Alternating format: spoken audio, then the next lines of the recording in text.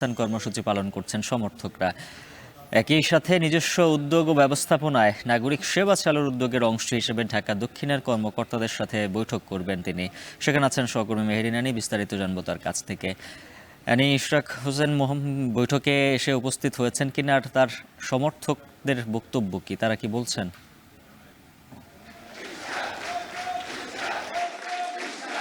এখন পর্যন্ত ইশরাক হোসেন নগর ভবনে আসেনি এবং এখানে কিন্তু আজকে সকাল 11টা তারিখে মতবিনিময় সভা হওয়ার কথা রয়েছে।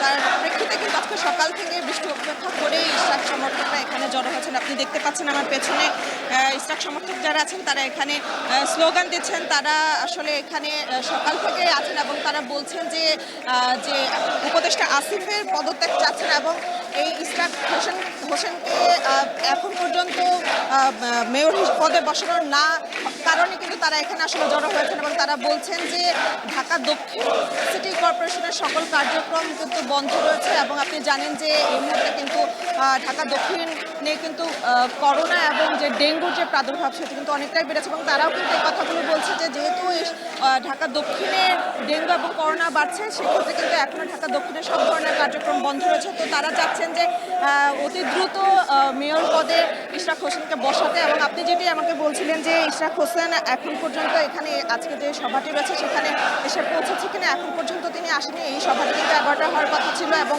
আজকে এখানে তিনি ঢাকা দক্ষিণ সিটি কর্পোরেশনের প্রতিটি ওয়ার্ডের যারা মশক কর্মীরা আছেন এবং মশক কর্মীদের যে সুপারভাইজাররা আছেন তাদের সাথে কিন্তু তিনি আজকে বৈঠক করবেন এবং ঢাকা দক্ষিণ সিটি কর্পোরেশনের যে ডেঙ্গু পরিস্থিতি সেটি নিয়ে তিনি তাদের সাথে কথা বলবেন এবং নির্দেশনা দেওয়ারও কথা রয়েছে। এবং আপনি কিন্তু জানেন যে গেল 2 দিন ধরেই কিন্তু তিনি এই ঢাকা দক্ষিণ সিটি কর্পোরেশনে আসছেন এবং তিনি এই ঢাকা দক্ষিণ সিটি কর্পোরেশনের যারা কর্মচারীরা আছেন তাদের সাথে তিনি বৈঠক করছেন এবং আপনি এটাও জানেন যে উনি কিন্তু শপথ না নিয়েই এই ঢাকা দক্ষিণ সিটি কর্পোরেশনে তিনি এই কর্মচারীদের সাথে তিনি তার মতবিনিময় সভা চালু রেখেছে এবং তারই প্রেক্ষিতে কিন্তু আজও বুধবার তিনি আজকে ঢাকা দক্ষিণের যে মশক কর্মী আছে তাদের সাথে বসবেন এবং আপনি এখানে দেখতে পাচ্ছেন যে এই ঢাকা দক্ষিণের যারা আসলে ইশরাক সমর্থকরা আছেন তারা এখানে সকাল থেকে স্লোগান দিচ্ছে। তাদের একটাই দাবি যে মেয়র পদে তাকে যতক্ষণ না পর্যন্ত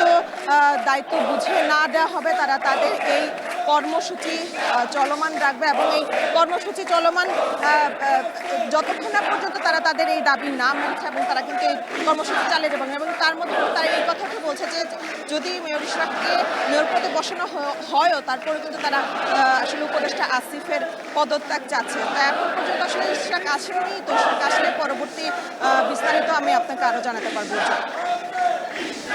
নগর ভবন থেকে সবশেষ জানাচ্ছিলেন মেহেরিন আনি।